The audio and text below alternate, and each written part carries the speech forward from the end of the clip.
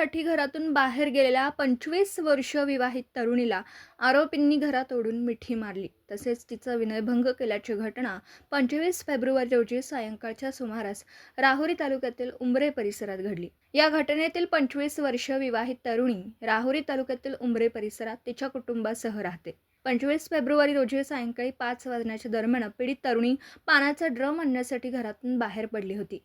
त्यावेळी आरोपींनी तिला घरात ओढून मिठी मारली तसेच तिला लज्जा उत्पन्न होईल असं वर्तन करून तिचा विनयभंग केला।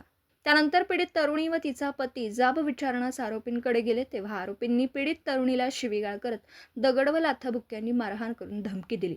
घटनेनंतर पीडित तरुणीने राहुरी पोलीस ठाण्यात धाव घेऊन फिर्याद दाखल केली। उंबरे येथील तिघांवर मारहाण, धमकी व विनयभंग केल्याचा गुन्हा दाखल करण्यात आला। या घटनेचा पुढील तपास पोलीस निरीक्षक संजय ठेंगे यांच्या मार्गदर्शनाखाली पोलीस हवालदार अशोक कुदळे हे करीत आहेत। दीपक साळवेसह योगेश पवार, न्यूज 14 राहुरी।